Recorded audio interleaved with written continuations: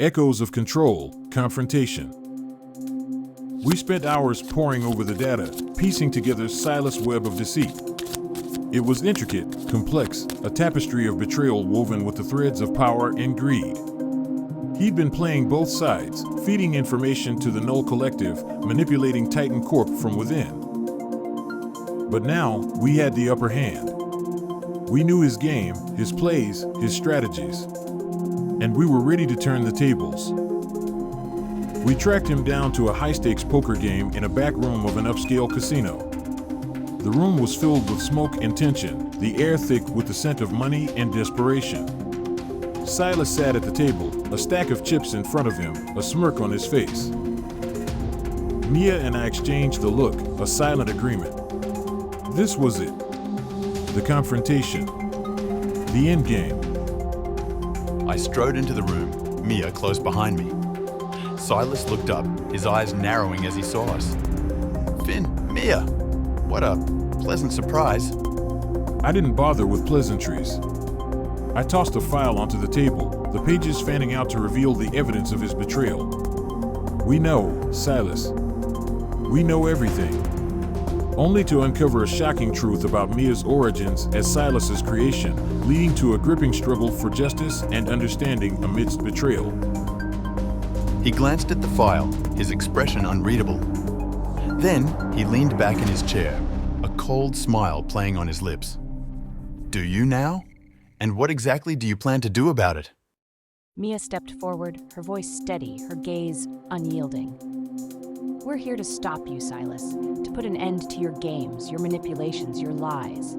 Silas's deceit and manipulation only to uncover a shocking truth about Mia's origins as Silas's creation, leading to a gripping struggle for justice and understanding amidst betrayal. He laughed, a harsh, bitter sound. You think you can stop me? You think you have what it takes?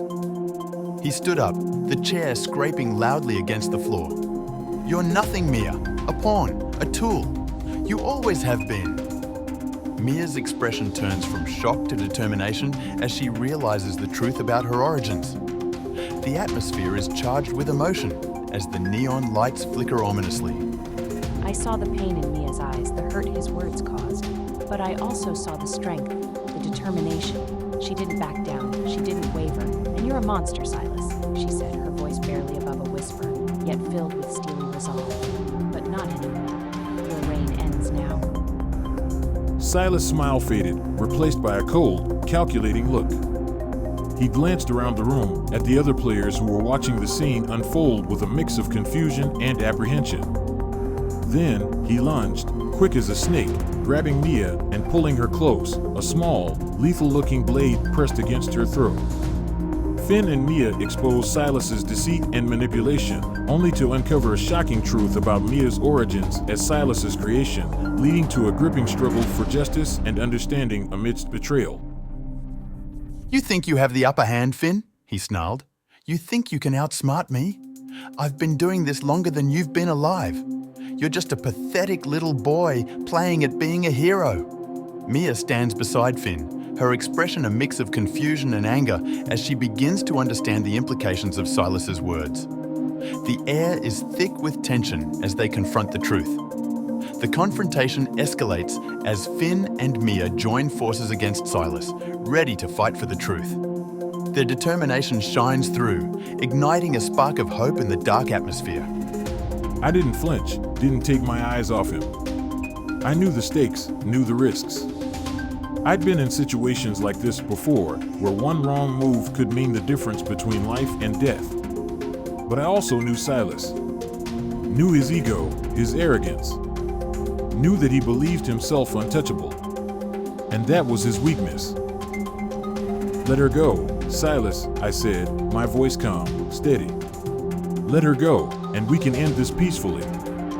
No one else needs to get hurt. He laughed, a wild, unhinged sound. You think I care about hurting people, Finn? You think I care about anything other than winning? You're a fool with a death wish. I took a step forward, my hands held up in a placating gesture. But my eyes were locked on his, my gaze unyielding. You're right, Silas. I do have a death wish. But not for me. For you. He pressed the blade closer to Mia's throat, a thin line of blood appearing on her skin. She gasped, her eyes wide with fear, but she didn't scream, didn't beg. She was stronger than that. Stronger than him. Last chance, Finn, Silas growled. Back off or watch her bleed. But I didn't back off. I couldn't. Because I knew that if I did, if I let him walk away, he would never stop. He would continue to manipulate, to control, to destroy. And I couldn't let that happen. Only to uncover a shocking truth about Mia's origins as Silas's creation, leading to a gripping struggle for justice and understanding amidst betrayal. So, I did the only thing I could. I attacked. I moved quickly, faster than Silas expected. I grabbed his wrist, twisting it until he dropped the blade. He cried out in pain, but I didn't stop. I couldn't. I spun him around, pulled his arm behind his back, and shoved him against the table, scattering chips and cards. He struggled, snarling and cursing, but I held him down, my grip like iron. I looked up at Mia, saw the relief in her eyes, the gratitude. But I also saw the fear, the uncertainty. Because she knew, as well as I did, that this wasn't over. That it wouldn't be over until Silas was no longer a threat. What now, Finn? Silas spat, his face pressed against the table. You gonna kill me? Is that what this is about? Revenge? I leaned down, my voice a low growl in his ear. This isn't about revenge, Silas. This is about justice. About stopping you from hurting anyone else. About ending this once and for all. He laughed again, but this time there was a note of fear in his voice, a note of desperation. You can't stop me, Finn. You can't kill me. Because if you do, you'll never know the truth. The truth about Mia. The truth about what she really is. I hesitated, my grip slackening slightly. I looked up at Mia, saw the confusion in her eyes. The doubt. And I knew, in that moment, that Silas was playing his final card. His last, desperate gambit. But I also knew that I had to see it through. That I had to know the truth, no matter how much it hurt. No matter how much it cost. What are you talking about, Silas? I asked, my voice a low rasp. What is Mia? What is she to you? The shocking truth about Mia's origins as Silas's creation, leading to a gripping struggle for justice and understanding amidst betrayal. He looked up at me, his eyes filled with malice, with triumph. She's not your ally, Finn. She's not your friend. She's my creation, my masterpiece, the ultimate sleeper agent, programmed to infiltrate, to manipulate, to destroy. But she's mine, Finn. She's always been mine. I stared at him, shock coursing through me like ice water. I looked at Mia, saw the horror dawning in her eyes, the disbelief. No, she whispered. No, that's not possible. I'm not like that. Silas laughed, a harsh, bitter sound. Deny it all you want, dear sister. But it's true.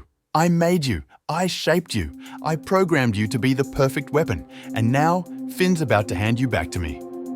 I felt sick, the room spinning around me. I couldn't believe it. Didn't want to believe it.